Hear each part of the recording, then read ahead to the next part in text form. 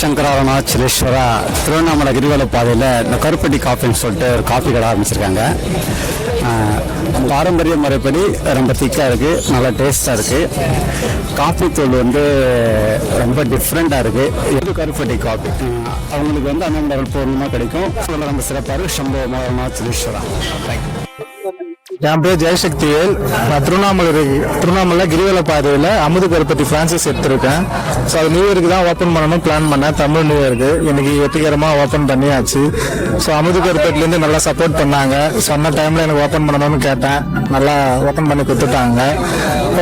Customer சாட்டிஸ்ஃபேக்ஷனும் நல்லா இருக்குது. Snacks, halwa, அதே டைம் டீ, காஃபி எல்லாமே நல்லா இருக்குன்னு சொல்கிறாங்க. எல்லாமே ஓகே, ரொம்ப நல்லா இருக்குது. நெக்ஸ்ட் பார்த்தீங்கன்னா நடுவில் ஸ்டாக்லாம் கொஞ்சம் கம்மியாகிடுச்சு. உடனே சொன்னோம், உடனே ஆன் டைமில் ஸ்டாக்லாம் போட்டு அனுப்பிச்சு விட்டாங்க. ஸோ இந்த டைமில் என்ன சொல்லணும்னா அமுது கருப்பட்டிக்கு நான் ரொம்ப தேங்க்ஸ் சொல்லிக்கிறேன்.